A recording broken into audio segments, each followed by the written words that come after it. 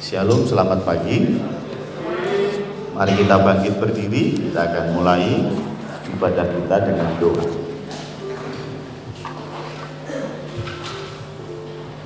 Pertolongan kita pada pagi hari ini datangnya dari pihak Allah.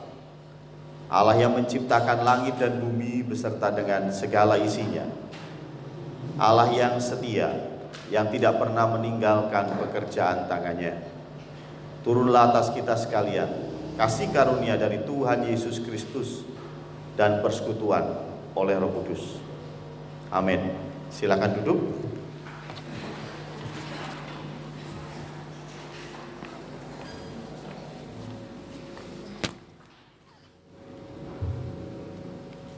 Shalom, Bapak Ibu Saudara sekalian yang dikasihi Tuhan Yesus. Saya melihat wajah-wajah yang luar biasa, wajah-wajah yang penuh sukacita pada pagi hari ini. Setelah beberapa waktu kita dalam tanda kutip di karantina, tidak bertemu untuk beribadah bersama-sama, tapi pada pagi hari ini adalah anugerah yang luar biasa. Kita bisa bersama-sama kembali beribadah bersama-sama, berkumpul bersama-sama walaupun dengan protokol yang ada kita tetap patuhi. Yang penting sukacita kita tetap ada, kita tetap bisa memuji memuliakan nama Tuhan dan bersukacita bersama-sama dengan saudara-saudara kita.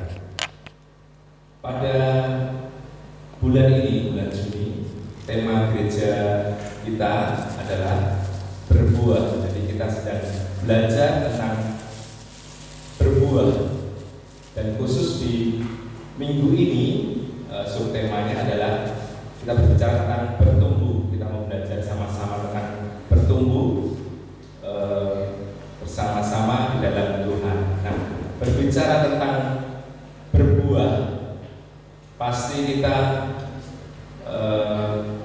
akan awali dari masa ditanam dulu, Bapak Ibu Saudara sekalian.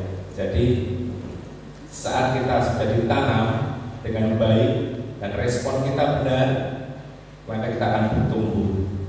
Dan saat kita bertumbuh, kita akan menghasilkan buah-buah yang dapat dilihat oleh saudara-saudara kita, oleh sekeliling kita. Berbeda ceritanya kalau kita hanya tertancap.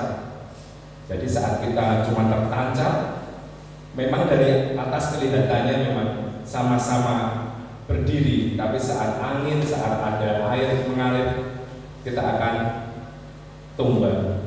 Jadi mari Bapak Ibu Saudara sekalian, kita mau sama-sama tertanam dalam komunitas Via Condrokusumo ini, dan kita mau bersama-sama bertumbuh dalam Tuhan, dan pastinya tujuan kita adalah berbuah untuk kemuliaan nama Tuhan. Mari Bapak Ibu, sebelum kita akan masuk dalam hadirat Tuhan, saya ingin mengajak Bapak Ibu Saudara sekalian untuk kita akan bersaat teduh sejenak. Kita memohon ampun atas dosa-dosa kesalahan kita yang telah kita lakukan hari-hari ini. Kita akan menyembah Tuhan. Siapkan hati kita, siapkan tubuh jiwa roh kita untuk masuk, untuk dilayakkan bisa memuji memuliakan nama Tuhan. Kita mau sembah Tuhan. Berikan penyembahan yang terbaik melalui mulut kita, melalui hati kita. Mari kita sembah Tuhan.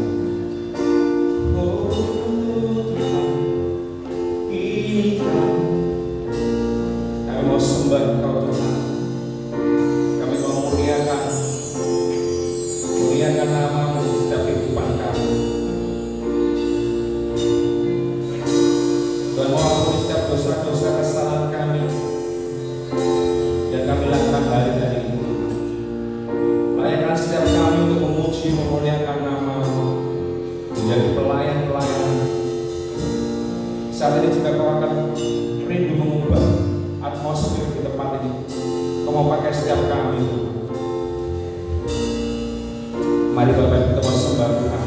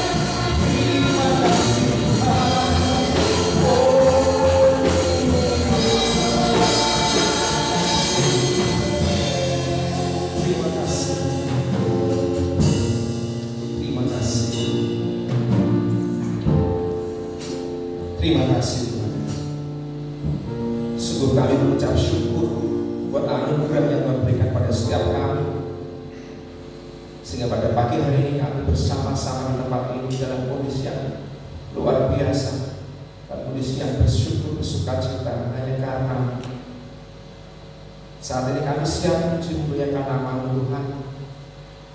Kami undang Engkau hadir di tempat ini, memimpin ibadah kami dari awal sampai pada akhirnya nanti. Hadirat-Mu melingkupi setiap kami pribadi, lepas pribadi, melawat setiap kami sehingga kami bisa pulang dan membawa damai sejahtera, berkat yang luar biasa dari Allah. Terima kasih Tuhan, terima kasih. Kau mengurapi hamba-hamba-Mu yang akan melayani di tempat ini.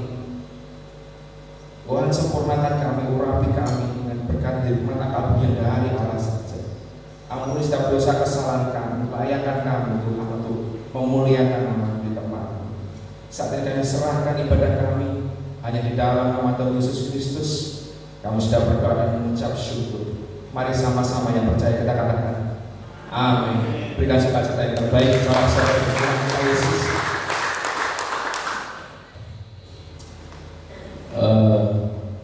Selamat datang Bapak Ibu. Sekali lagi saya mau sapa Bapak Ibu saudara sekalian. Shalom. Shalom, lambaikan tangannya dong. Saya ingin menghitung seperti biasa. Cuman mungkin tidak seperti biasanya, kita biasa 3.629. Ini mungkin sepertiganya ya, 1.000 sekian. Tapi tetap sukacita luar biasa. Sudah lama kita tidak bersama-sama berkumpul untuk memuliakan nama Tuhan. Yuk sekarang saya rindu untuk ajak Bapak Ibu saudara sekalian untuk bangkit berdiri bersama-sama. Karena sedang ada program physical distancing. Tengok kanan kirinya, kasih senyum, lambaikan tangan saja ya. Kasih dada cantik yuk, kasih dada cantik ya. Kasih salam, kalian luar biasa, Tuhan Yesus memberkati. Kita semua bersukacita karena Tuhan sudah berikan damai sejahtera pada kita pada pagi hari ini, bisa berkumpul bersama-sama memuji memuliakan nama Tuhan. Yuk, kita mau menaikkan satu pujian, berkumpul dalam kasih-Nya, bertemu dalam anugerah.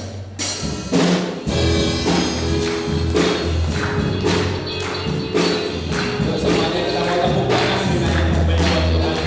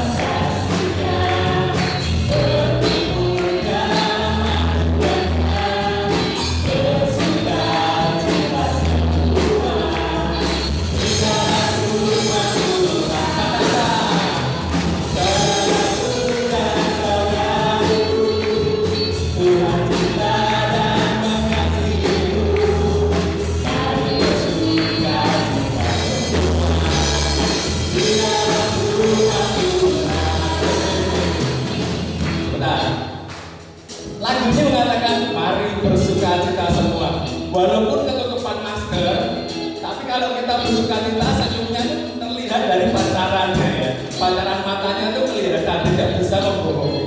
Yuk, kita mau sama-sama naikkan pujian ini dengan lebih sukacita. Liriknya nanti kita akan ganti bertumbuh ya. Tadi kita bertemu dalam kasihnya sudah, bertumbuh sudah, kita akan bertumbuh dalam kasihnya dan berbuah dalam anugerahnya. Oke? Yuk Mas.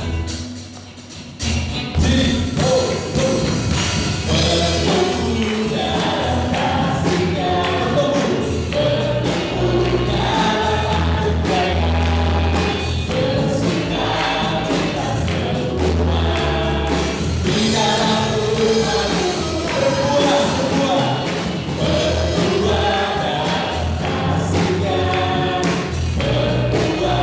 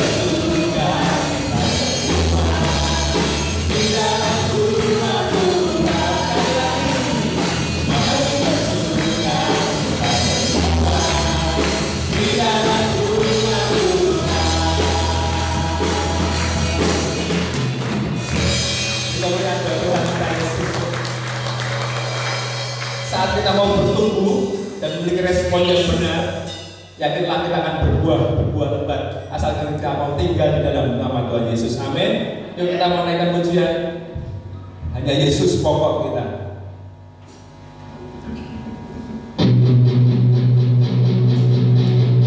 Yuk berikan tepuk tangan yuk.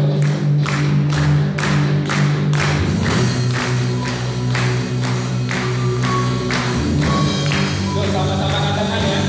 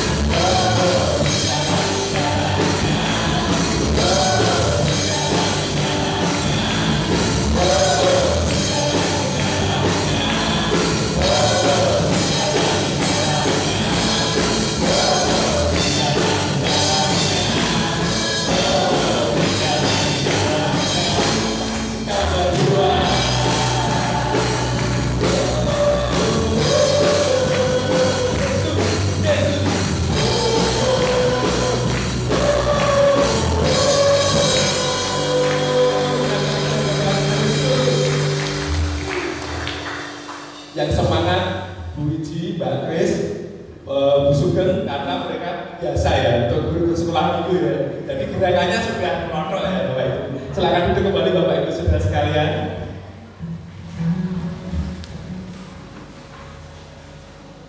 Saat ini kita akan menyiapkan hati kita, menyiapkan pikiran kita untuk menerima kebenaran firman Tuhan. Kita akan biarkan Roh Kudus mengalir, melawat setiap kita pribadi lepas pribadi, sehingga firman yang disampaikan, firman yang kita aburkan jatuh ke tanah yang baik, tertanam, berakar kuat, bertumbuh dan berbuah-buah lebat bagi kemuliaan nama Tuhan. Bagaikan tanah kering yang merindukan air, demikianlah hati kita untuk merindukan firman. Mari kita naikkan pujian. Mengalirlah kuasa.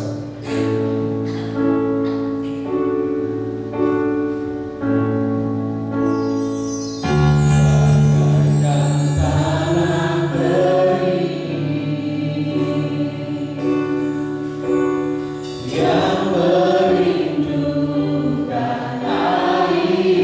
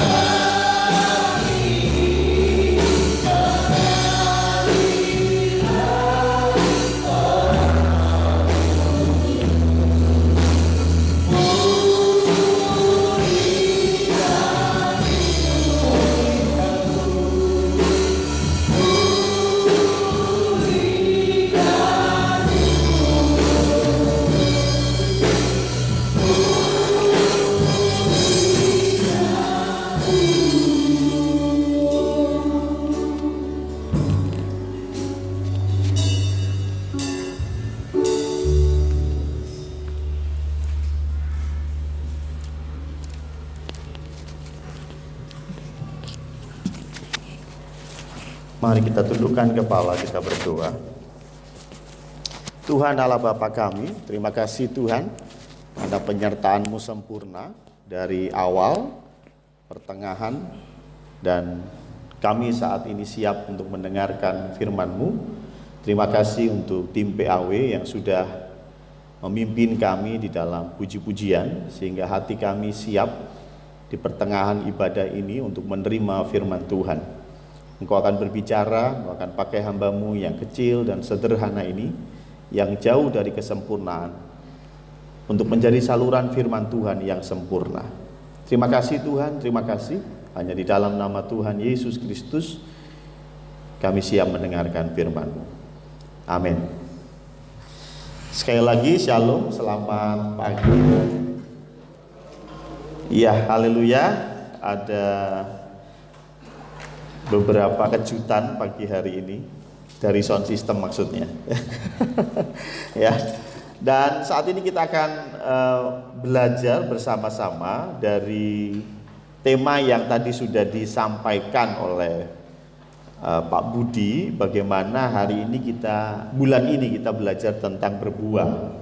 Dan karena berbuah, minggu pertama kita belajar tertanam, minggu kedua kita belajar berakar, dan sekarang kita belajar tentang bertumbuh.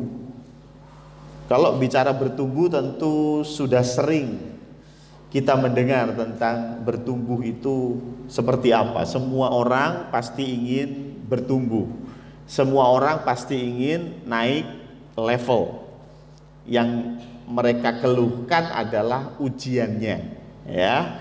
Kalau naik levelnya pasti ingin, ya.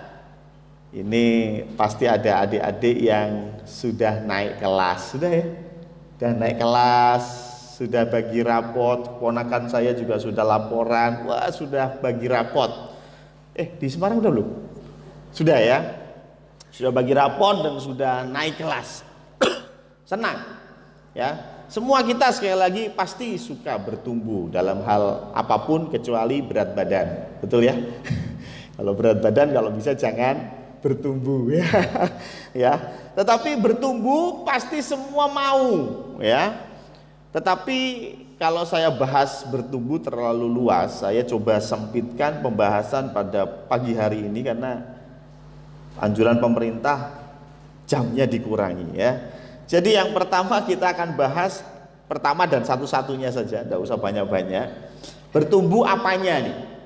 Tentu kita bicara bertumbuh, yang paling penting adalah bertumbuh secara karakter.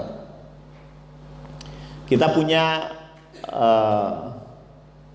PPA, ya. PPA ini juga, PPA ini salah satu slogannya adalah supaya karakter Kristus ada di dalam anak-anak didik, ya. Artinya kita harus punya karakter, dan tentunya karakter Kristus. Apa itu karakter?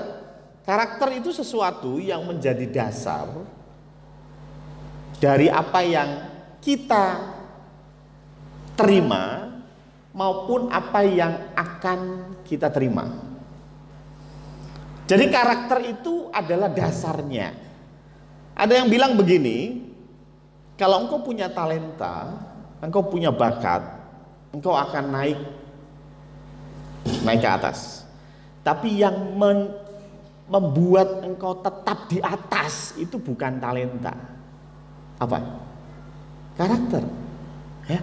Engkau punya talenta, nyanyi bagus, main musik bagus, engkau meroket, naik. Tapi karena karaktermu jelek, di atas sana engkau nggak lama. Ngerti maksudnya ya? Jadi karakter ini harus dibangun dulu sebelum engkau naik kelas.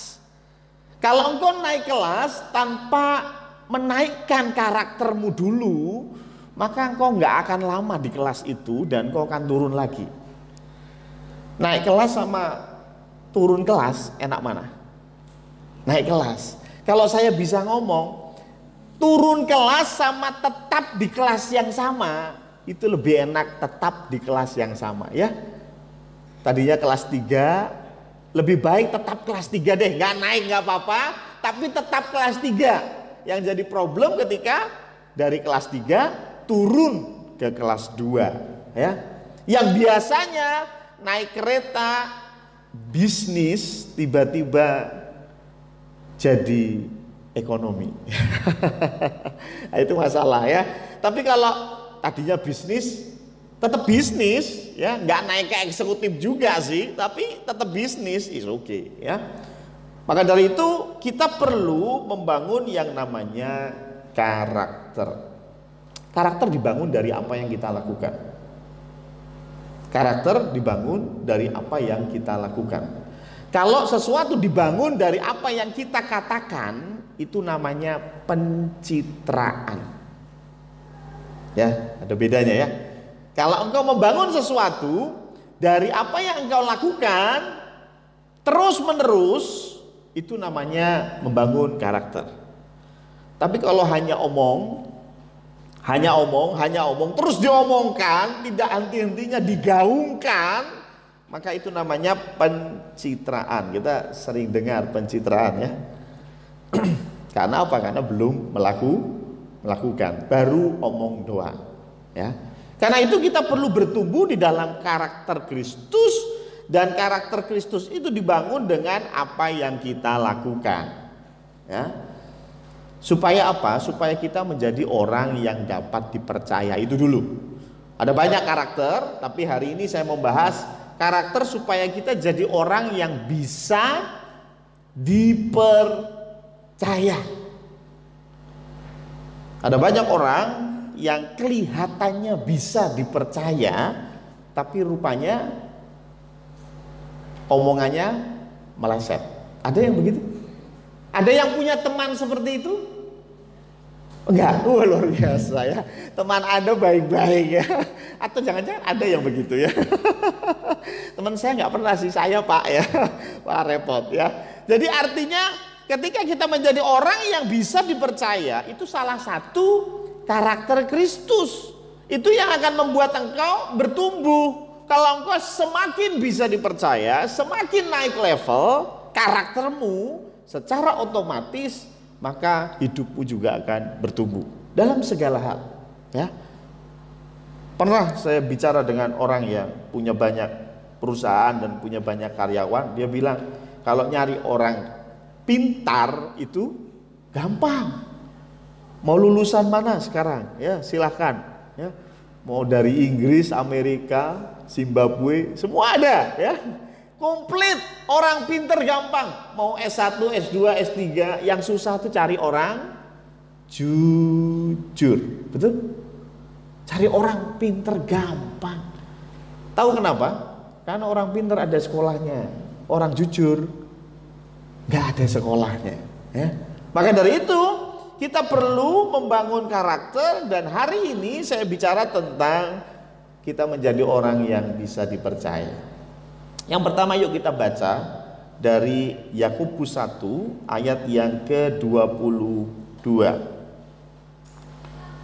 Yakobus 1 ayat 22. Menarik sekali, dikatakan demikian. Sudah ketemu ya? Tetapi hendaklah kamu menjadi pelaku firman, dan bukan hanya pendengar saja. Hendaklah engkau melakukan, gak cuma dengar doang. Saat ini Anda sedang mendengar. Makanya jangan heran ada orang yang tiap minggu ke gereja, walaupun ada pandemi tetap ke gereja. Luar biasa ya. Tapi karakternya gak dibangun, gak terbangun. Karakternya parah. Karakternya kacau. Kenapa? Karena dia hanya menjadi pendengar saja. Firman Tuhan pengen hendaklah kita, kalau saya baca untuk saya juga tentunya, menjadi pelaku firman, bukan hanya pendengar saja. Kenapa? Sebab jika tidak demikian, kita, saya ganti kamunya ya, kita apa? Menipu diri sendiri. Ini menarik. Kalau kita menipu diri kita sendiri, maka orang pertama yang tidak percaya sama kita siapa? Diri sendiri. Ya, saya ulangi ya. Karena kita menipu diri sendiri, maka yang tertipu, orang pertama yang tertipu bukan orang lain. Bisa saja orang lain percaya sama engkau. Ya, seorang penipu kan, orang lain percaya sama dia, tetapi dirinya sendiri tidak percaya. Dan ini akan menjadi kehilangan percaya diri. Orang yang kehilangan percaya diri karena apa yang diomongin gak sama dengan apa yang dilakukan. Oh, caranya untuk menumbuhkan percaya diri itu pagi-pagi bangun, lihat cermin, terus bilang, aku hebat, aku sukses. Pasti hidupmu sukses. Betul begitu? Ada yang ngajarin begitu ya. Tapi firman Tuhan bilang kalau kita mau percaya diri, ya jangan membohongi dirimu sendiri. Ketika engkau ngomong di cermin, aku hebat, telinga yang paling dekat berkata bohong. Kenapa? Karena telinga yang paling dekat tidak lagi percaya dengan mulutmu. Ya, telinga paling dekat itu telinganya siapa? Telinganya sendiri, ya. Ini problem kita ketika kita nggak percaya diri. Karena apa? Karena kita omongannya nggak sama dengan apa yang dilakukan. Apa yang kita dengar tidak kita lakukan. Cuman kita omongin doang, oh khotbahnya bagus, oh firman Tuhan harus begini, oh Tuhan mengajarkan begini. Lah sudah lakukan belum? Belum. Mau melakukan enggak? Tidak. Maka jangan heran, maka engkau akan kehilangan percaya diri. Orang yang enggak punya percaya diri, jauhlah dari step-step yang akan saya bahas nanti. Ketika yang kedua, permasalahan yang kedua, kita nggak percaya diri, tapi orang yang mendengar perkataan kita percaya sama kita. Ya, orang yang mendengar perkataan kita percaya sama kita, padahal bohong. Nah, ini disebut dengan kredibilitas. Kredibilitas itu tingkat kepercayaan orang lain terhadap kita. Saya ulangi ya.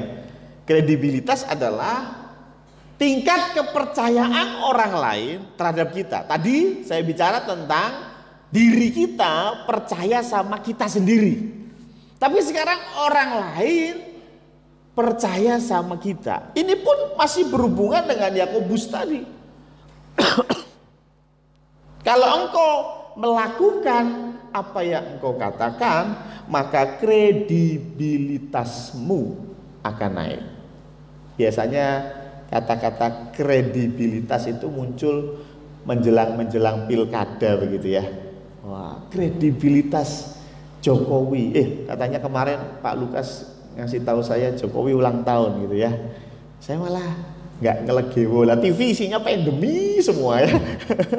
Ya sampai bosan, Metro TV isinya COVID ya, TV One COVID ya, akhirnya YouTubean ya. Karena waduh semuanya isinya tentang COVID ya, bosan juga ya. Jadi sampai nggak tahu kalau Pak Jokowi ulang tahun ya, berarti bareng sama Pak Pendeta Yer ini ulang tahunnya. Pantesan mirip Pak ya, bentuk-bentuknya mirip ya. Ya, bentuk-bentuknya mirip ya. Jadi kalau kita bicara tentang kredibilitas, kredibilitas itu juga dibangun dari apa yang kita lakukan. Sometimes kita bisa menipu orang lain dengan apa yang kita katakan. Tetapi ketika itu meleset, maka kredibilitasmu akan jauh menurun dari titik awal. Saya contohkan ya. Misalnya nih, kredibilitasmu itu 5. Begitu kamu ngomong, oh saya akan begini, saya akan begitu, tapi ternyata engkau tidak lakukan itu, maka kredibilitasmu akan jatuh. Betul ya? orang akan semakin tidak percaya dengan engkau. Ya. Ketika engkau bilang sama bosmu, ketika pimpinanmu suruh A, kamu bilang, "Siap Pak, saya akan lakukan," tapi tidak engkau lakukan, maka kredibilitasmu di mata atasan akan turun. Pasti itu. Kalau engkau lakukan hal itu lagi, maka engkau bukannya bertumbuh, malah menciut. Dan tidak heran ketika orang-orang yang tidak punya kredibilitas seperti ini dalam kondisi pandemi, kira-kira siapa yang akan dipecat duluan? Ya, kalau ada pengurangan pegawai, katakanlah ada pengurangan pegawai, kita harus potong pegawai 50%. Saya mau tanya, kira-kira yang akan di kick out lebih dulu orang yang punya kredibilitas tinggi atau yang rendah? Tentu yang rendah. Ya. Karena itu untuk kita bisa bertumbuh, kita perlu karakter. Salah satu karakternya adalah orang percaya kepada kita. Jadi artinya ketika engkau dipercaya orang lain, tinggal tunggu waktu, engkau akan diambil dan ditaruh di posisi yang tepat. Ada sebuah ilustrasi tentang berlian, ya. Saya baca itu di sebuah buku, berlian itu berkilau, betul ya? Tapi suatu waktu berlian itu ditaruh atau masuk ke dalam tempat sampah. Apa yang harus dilakukan oleh sang berlian? Dia terus memancarkan cahayanya, atau ya, aku kan di tempat sampah. Ngapain saya di tempat sampah dan bercahaya seperti berlian? Enggak, saya akan redup seperti sampah. Maka selamanya engkau akan ada di tempat sampah. Tapi kalau engkau di tempat sampah dan engkau bercahaya seperti berlian, nggak tahu kapan, suatu hari nanti, nggak tahu kapan, ketika Mbak Ana sedang jalan-jalan, urek-urek sampah, ngapain ya? Ya, Mbak Ana ngurek-ngurek sampah, ada sesuatu yang berkilau, betul ya? Dan tentunya dia akan ambil berlian itu, bersihkan dan tempatkan di tempat yang semestinya. Ngerti maksud saya? Ketika engkau mungkin saat ini karaktermu sudah baik, Pak Pendeta saya itu, kurang apa sih? Yang lain berangkat kerja jam 8, saya jam 6 udah berangkat. Ya, saya tuh yang buka gemboknya toko itu saya. Lah ya Bud, kamu yang punya. Kita bekerja jauh lebih keras dari yang lain. Saya jujur sejujur-jujurnya. Ketika ada fasilitas dari kantor, uang bensin katakanlah, ya, Pak Chandra ini betul-betul menulis dari rumah sampai kantor berapa kilo, dari kantor sampai rumah berapa kilo, hanya itu yang direimburse. Direimburse tahu ya, diijolke. Tapi kalau nganterin buawan jalan-jalan ke Bandungan itu nggak direimburse, ya. Jujur ya? Jujur. Tapi kok yang diangkat, yang dipromosikan bukan saya ya Pak Pendeta. Yang dipromosikan orang lain yang saya tahu betul dia orang yang gak jujur. Sakit nggak hati kita?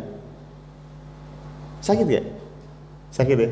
Aduh, saya tuh sudah jujur, saya sudah bercahaya seperti berlian. Tetapi kenapa yang sampah seperti dia yang naik pangkat? Kenapa? Jawabannya bagaimana kalau ditanya begitu?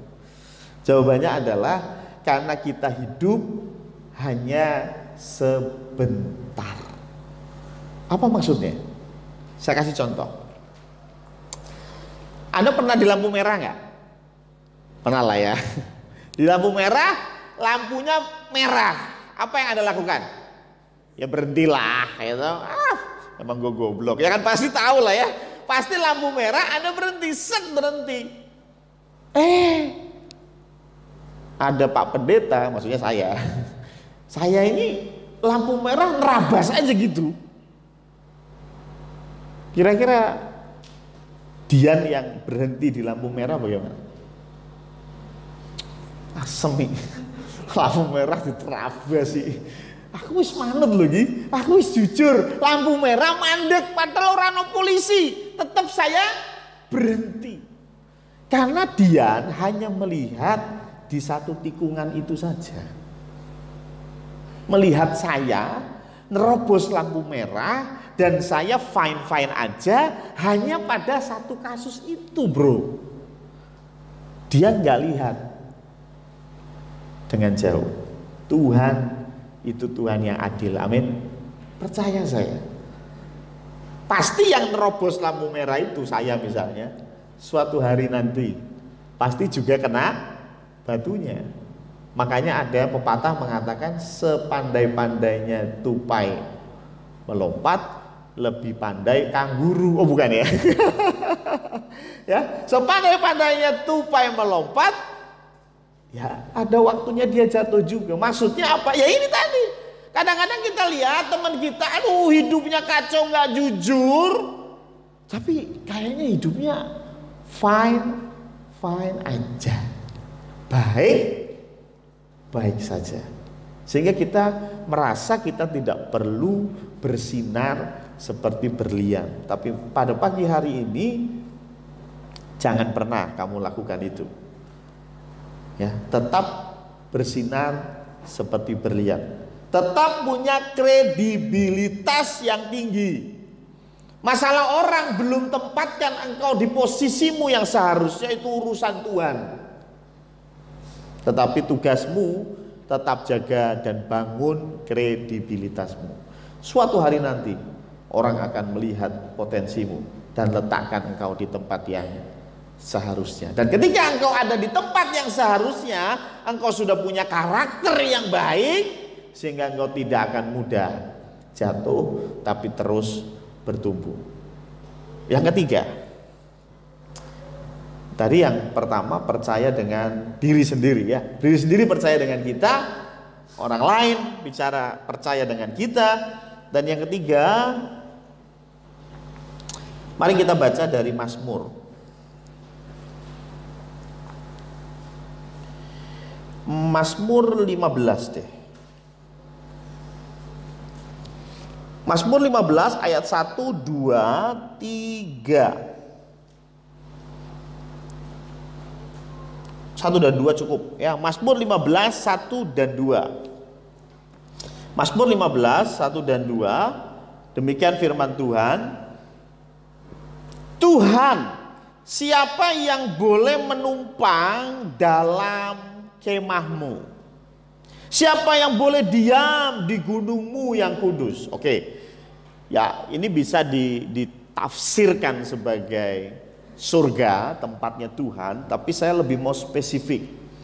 Saya mau tanya, siapa orang yang kamu bukakan pintu untuk tinggal di kemahmu? Kalau sekarang berarti di rumahmu. Tentu tidak sembarangan orang. Betul ya? Katakanlah Pak Pendeta Yer, pasti tidak sembarangan orang Pak Yer akan terima untuk menginap di rumah beliau. Bukan berarti pelit, bukan ya. Tapi tentu orang yang diterima masuk ke rumahnya Pak Yer adalah orang yang Pak Yer percaya. Setuju? Ada gege melebu, orang nggawa apa-apa metu nggawa TV gitu. Repot ya. Betul ya? Sederhana saja. Tentu Pak Yer, ketika Pak Yer menerima saya masuk, kalau ke ruang tamu sih everybody ya. Tapi ketika saya menginap di rumah Pak Yer, malam ini saya nginep. Lah kenapa?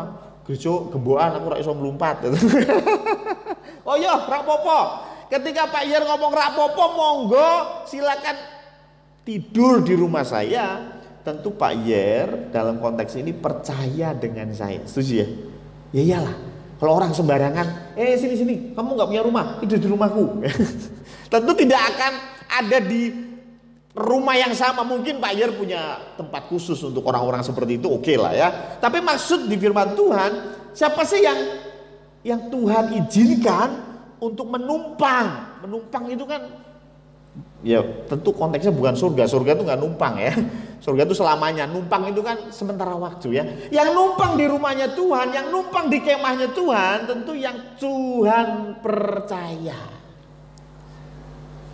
Tadi kita bicara diri kita percaya dengan diri kita sendiri. Yang kedua kita bicara orang lain percaya dengan kita. Tapi yang ketiga yang paling berat, ketika Tuhan percaya sama kita. Ketika Tuhan mengizinkan kita menumpang di dalam kemah Tuhan. Ketika Tuhan izinkan kita diam di gunung Tuhan yang kudus. Syaratnya ayat 2. Yaitu dia yang berlaku tidak bercela. Berarti kelakuannya tidak bercela. Yang melakukan apa yang adil dan yang mengatakan, berarti omongannya juga benar. Ya, dengan mengatakan kebenaran dengan segenap hati. Ini yang orang modern, orang zaman now bilang integritas. Apa sih integritas? Tangan, mulut, hati sama. Kadang-kadang kita hanya berpikir kalau saya tangan dan mulut sama, it's enough. Sudah cukup buat saya. Ya, cukup untuk membuat orang lain percaya dengan engkau. Cukup untuk membuat kredibilitasmu naik. Cukup untuk membuat engkau ada di posisi yang mantap. Tetapi tidak cukup untuk membuat Tuhan percaya kepadamu. Kalau Tuhan mau percaya kepadamu, Tuhan lihat 3 aspek. Apa yang kau lakukan, apa yang kau katakan, dan apa yang ada di hatimu. Ini sulit. Ini sulit. Saya kasih contoh. Ya. Saya pernah jalan-jalan ke satu negara. Dan di situ transportasi umum itu pakai apa kayak sekarang e-money gitu ya. Jadi kita ngisi dengan jumlah tertentu, dan ketika kita naik bus, kita tap di satu tempat, di tap di ya kayak e-money gitulah ya, di tap, nanti saldo kita kan berkurang otomatis, ya begitu. Pada waktu masuk di tap, udah pada masuk di tap gitu. Ya. Waktu itu saya coba beli, mahal juga dengan kurs Indonesia, waduh mahal juga nih, bisa nyewa mobil nih kalau di Indonesia ya. Lah ketika saya naik bis itu ada dua pintu, depan dan belakang. Dan tempat untuk ngetapnya pun ada 2, di depan dan di belakang.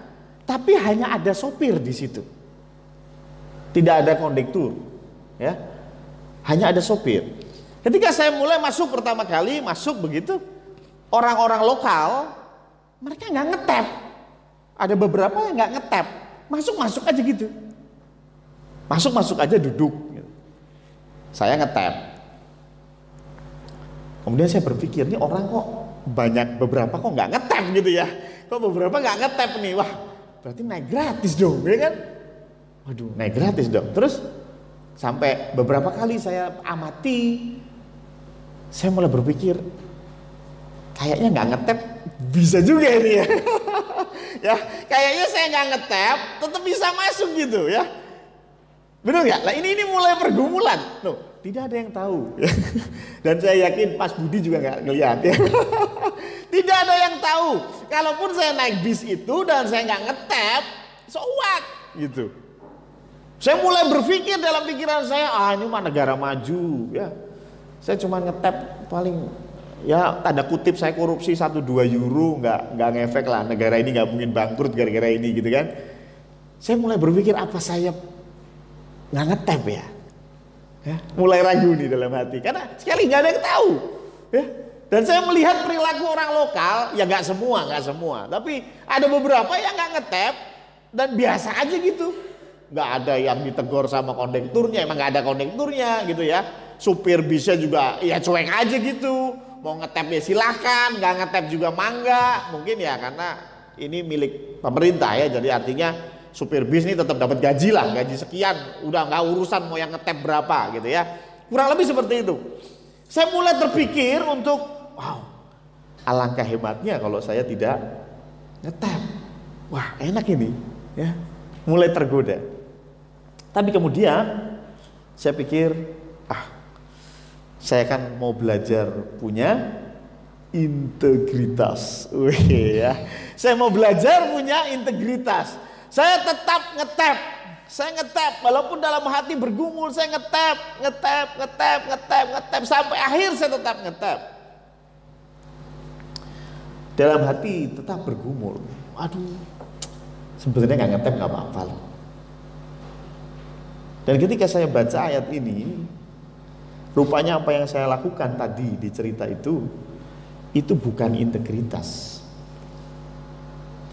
Karena saya tidak melakukan itu dengan hati. Ngerti ya? Saya nggak melakukan itu dengan hati.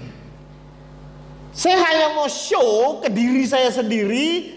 Look at me, saya nih punya integritas loh. Saya ngetap loh. Dalam hati sebetulnya enakan gak ngetap. Ngerti ya? Orang lain gak ada yang tahu. Kalaupun saya waktu itu pergi dengan Budi pun ngertinya saya punya integritas. Betul ya Bud? Wah, luar biasa Pak Pendeta saya nih. Wah, tiap ngetap terus loh. Wah, padahal hebat luar biasa. Tapi Budi nggak tahu apa yang ada di hati. Tapi Tuhan tahu apa yang ada di hati. Apakah engkau punya integritas? Itu hanya Tuhan yang tahu. Karena bicara tentang hati. Ya. Ada seorang suami yang ketika pulang, waduh, semua terbuka dengan istrinya, semua baik-baik saja, semua indah, begitu ya. Tapi rupanya dia lakukan itu tidak dengan hati. Dia lakukan itu, dia mengasihi istrinya, ya mengasihi, dia lakukan, ya mengasihi. Omongan dia, ya mengasihi. Tapi di dalam hatinya tidak. Orang lain bisa tertipu. Orang lain akan lihat, waduh, keluarga ini luar biasa ya. Suami istri, wah indah sekali, jadi panutan. Mungkin bisa tersimpan itu semua sampai mereka mati. Mungkin. Tapi hati, ada dua mata, ada sepasang mata yang tidak bisa kita tipu untuk urusan yang satu ini. Tuhan bisa melihat hati. Apakah ketika engkau melakukan itu dengan hatimu atau punya alasan lain? Ya. Ketika engkau datang ke gereja, di mulutmu, aku tiap minggu ke gereja. Dan engkau lakukan itu, tiap minggu engkau datang ke gereja. Tapi rupanya hatimu tidak. Hatimu bilang, ya malulah. Sudah keluar tiap minggu ke gereja, masa enggak ke gereja? Ya malulah, saya kan PDT Yeremia. Contoh loh Pak. Saya kan depannya sudah ada tulisannya PDT. Masa saya hari Minggu keleleran di mall? Ya enggak enak lah. Nanti dilihat orang, saya harus ke gereja. Saya mau bilang itu belum integritas. Mungkin engkau punya kredibilitas, tapi di mata Tuhan engkau belum punya integritas. Engkau bisa menipu yang lain, tetapi Tuhan melihat hati. Saya ingin kita bertumbuh ke arah itu. Saya ingin kita bertumbuh supaya Tuhan pun percaya dengan kita. Ya. Tapi dari hal yang sederhana, bikinlah dirimu sendiri percaya dengan omonganmu. Gak usah jauh-jauh. Dan Yakobus tadi bilang apa? Tidak hanya jadi pendengar firman, tapi jadi pelaku firman. Karena karakter dibangun dari apa yang kau lakukan. Amin. Mari kita tundukkan kepala, kita berdoa. Tuhan Allah Bapa kami, terima kasih karena penyertaan Tuhan sehingga kami dimampukan untuk mengerti firman yang sudah kami dengar. Apapun yang kami dengar, kami yakin Kau akan sempurnakan melalui Roh Kudus-Mu sehingga setiap kami diberikan pengertian yang penuh tentang apa yang sudah kami dengar. Dan biarlah seperti firman yang kami dengar, kami tidak hanya menjadi pendengar saja, kami tidak hanya duduk manis di gereja untuk mendengar, untuk mencatat apapun yang disampaikan oleh pengkhotbah, tetapi kami siap 6 hari ke depan menjadi pelaku firman.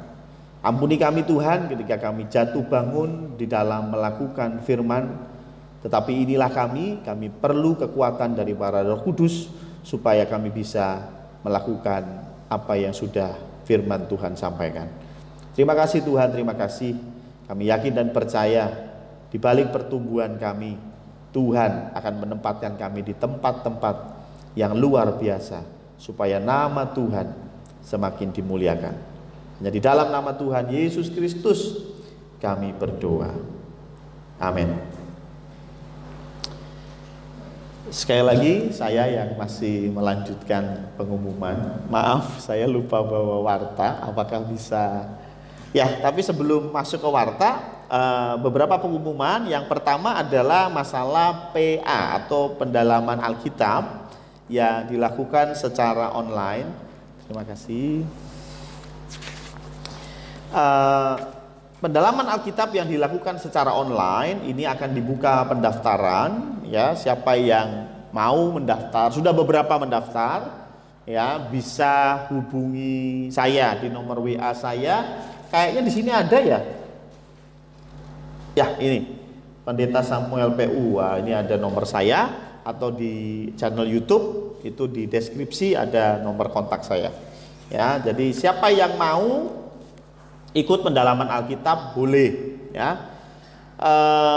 Ada satu orang yang sudah mendaftar, tapi beliau ini bukan jemaat Condro. Ya, ada satu orang yang kontak saya, dia mau ikut pendalaman Alkitab, tapi bukan jemaat Condro, ya. Ya, saya bilang it's okay karena memang pendalaman Alkitabnya juga secara online, ya, dalam arti kata grup, ya. Jadi kalau ada yang masih bingung pendalaman Alkitab itu apaan sih? Jadi Anda akan tergabung dalam satu grup, dan di grup itu ada satu gurunya gitu ya. Dan gurunya ini, adminnya ini akan share ayat yang harus dibaca hari itu.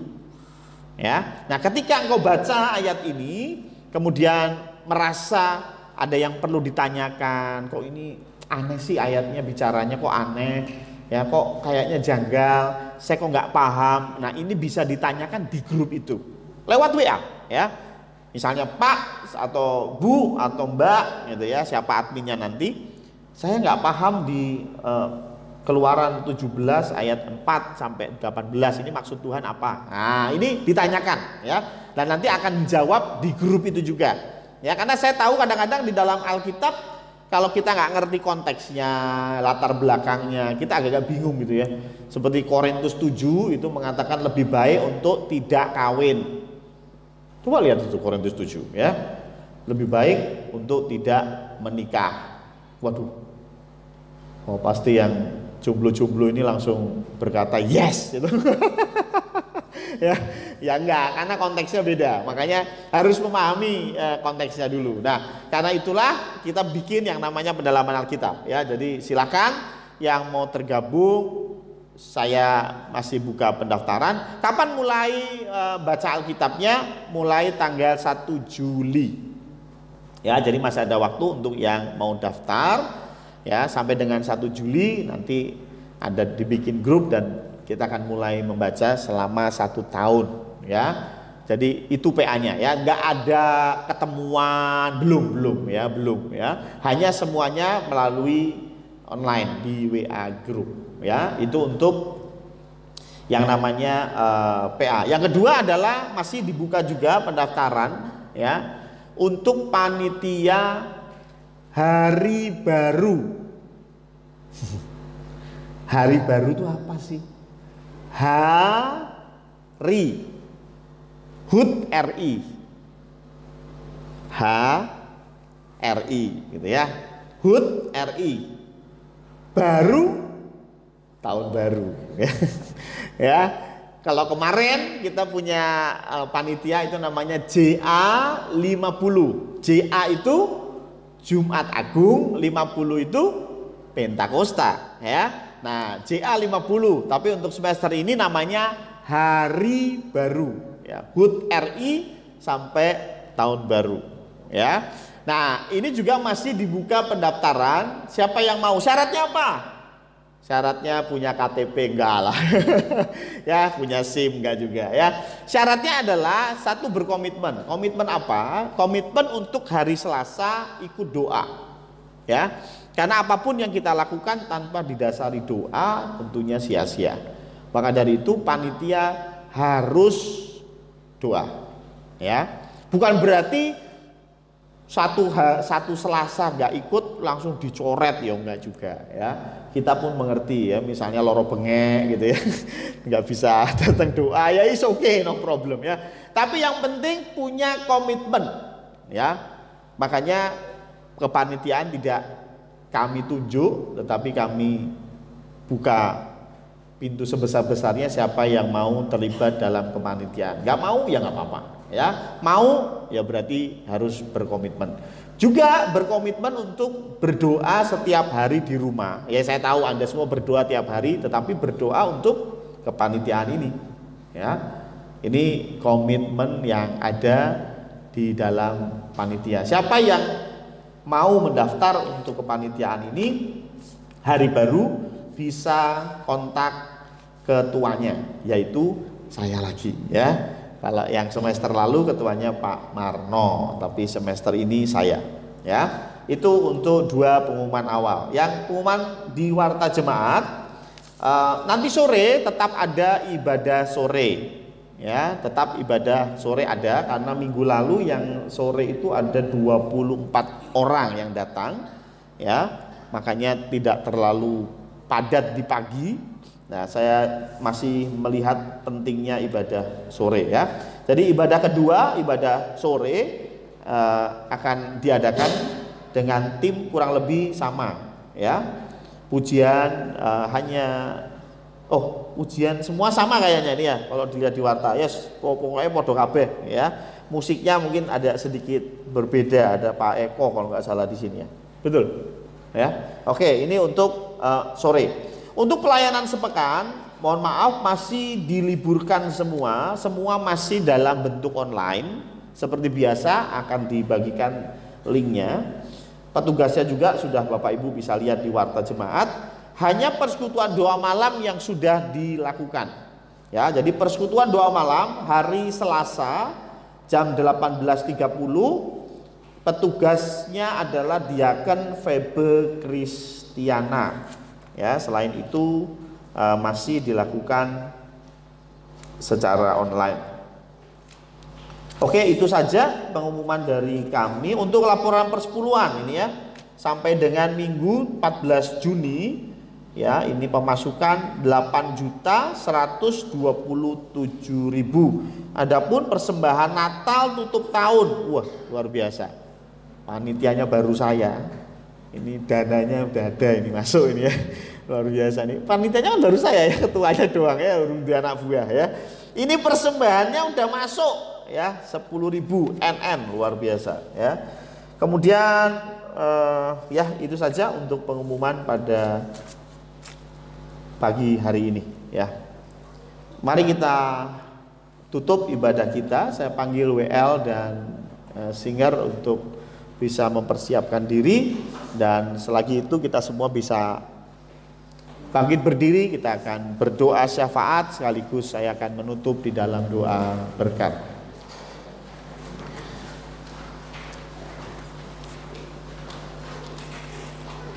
Tuhan Allah Bapa kami bersyukur Tuhan karena penyertaan-Mu sempurna dari awal sampai dengan akhir ibadah pada pagi hari ini.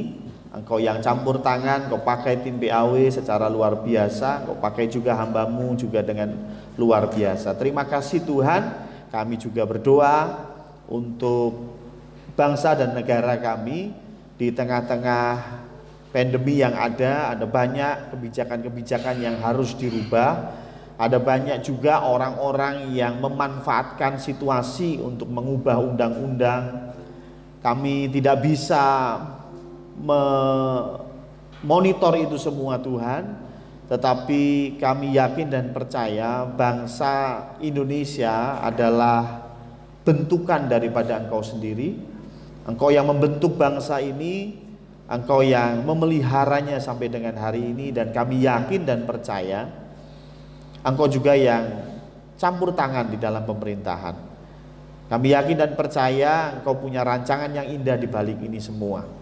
Di balik agenda-agenda politik dari lawan-lawan pemerintah maupun kubu-kubu yang mendukung pemerintah, kubu-kubu yang mau menggolkan kepentingan-kepentingan mereka sendiri di dalam berpolitik, kami semua menyerahkan itu kepada tangan Tuhan, dan kami yakin dan percaya kami pun siap bergerak jika memang itu diharuskan untuk bergerak. Karena kami tahu bangsa ini menganut demokrasi, sehingga ketika orang-orang benar hanya diam, maka visi dan misi orang-orang yang jahat yang akan menang. Biarlah Tuhan, kami juga Engkau berikan kepekaan di dalam pendengaran kami untuk mendengar informasi yang baik, informasi yang valid, sehingga kami pun bisa melihat arah pemerintahan yang ada. Kami yakin dan percaya Tuhan, Engkau berikan hikmat kepada Pak Jokowi, terlebih yang berulang tahun kemarin. Engkau juga yang berikan kekuatan dan kesehatan kepada beliau, sehingga mampu untuk memimpin negeri yang besar dan indah ini, negeri yang semua bangsa menginginkannya. Dan biarlah melalui pemerintahan yang ada juga bangsa Indonesia bisa merasakan kemakmuran dan kesejahteraan. Kami berdoa Tuhan untuk kami semua yang mungkin sudah mulai terkena dampak pandemi, baik itu secara ekonomi maupun secara sosial, terlebih juga secara kesehatan. Engkau yang berikan kami perlindungan. Kami sudah lakukan apa yang kami bisa. Kami sudah memakai masker, melakukan protokol kesehatan. Tetapi kami tahu satu-satunya pelindung yang bisa melindungi kami itu adalah Engkau sendiri. Biarlah Engkau yang membimbing tangan kami. Kami berdoa untuk para jemaat yang sudah cukup umur, karena kami tahu di usianya yang tidak lagi muda, lebih rentan terkena penyakit COVID-19. Kami berdoa Tuhan, Engkau yang campur tangan di dalam kesehatan mereka, sehingga mereka tetap bisa menikmati berkat-berkat Tuhan, tetap bisa melihat bagaimana campur tangan Tuhan bekerja di dalam kehidupan mereka. Kami juga berdoa untuk jemaat yang hari ini sakit, yang tertidur lemas di kasur, di ranjang karena tidak bisa menikmati kesehatan seperti yang kami nikmati. Kami berdoa Tuhan untuk Bu Brenda, kami berdoa untuk Bu Andreas, kami berdoa untuk Bu Kasian, dan banyak lagi yang mungkin tidak sempat kami ucapkan satu persatu. Engkau berikan kekuatan, Engkau berikan pemulihan, sehingga mereka bisa menikmati kesehatan seperti yang kami nikmati pada pagi hari ini. Kami juga berdoa untuk kami yang sudah terkena dampak ekonomi, Engkau yang berikan kami hikmat sehingga kami bisa mendapatkan berkat yang daripada Engkau melalui saluran-saluran lain, karena kami tahu kalau Engkau yang membuka pintu maka tidak akan ada yang sanggup menutupnya. Kalau Engkau sudah punya pintu yang dibukakan untuk memberkati kami yakin berkat itu akan sampai kepada kami. Terima kasih Tuhan, terima kasih. Kami juga berdoa Tuhan untuk setiap kami yang mungkin secara sosial sudah terkena dampak. Kami tidak lagi sedekat dengan saudara kami seperti sebelumnya. Kami tidak lagi sedekat dengan teman-teman kami di gereja seperti sebelumnya, karena kami hanya bertemu mungkin seminggu sekali, mungkin 2 minggu sekali. Tetapi biarlah kesatuan yang daripada Roh Kudus yang melingkupi kami, sehingga walaupun kami karena keadaan tidak bisa bersama, tidak bisa bercakap-cakap dengan waktu yang lama, tetapi kami bisa saling mendoakan satu dengan yang lain, kami bisa menegur satu dengan yang lain melalui aplikasi yang ada, kami bisa memberikan berkat melalui banyak cara, sehingga kami tetap menjadi satu tubuh, yaitu tubuh Kristus. Terima kasih Tuhan, kami berdoa juga untuk kami yang hadir di gereja, Engkau yang akan sertai kami dari tempat ini, sehingga kami bisa pulang kembali ke rumah kami dengan selamat. Kami juga berdoa untuk kami yang menyaksikan siaran tunda yang di-share di YouTube, Engkau juga yang berkati melalui gadget yang ada, sehingga kami pun yang mendengarkan khotbah, yang mendengarkan pujian, kami pun diberkati dan iman kami pun bertumbuh di dalam Engkau. Terima kasih Tuhan, terima kasih. Mari kita angkat tangan kita pandang Tuhan dengan hati kita, dan kita akan terima berkat Tuhan sebelum kita tinggalkan tempat ini. Tuhan memberkati engkau, Tuhan melindungi engkau, Tuhan menghadapkan wajahnya kepadamu dan memberikan engkau damai sejahtera dari sekarang sampai selama-lamanya. Amin.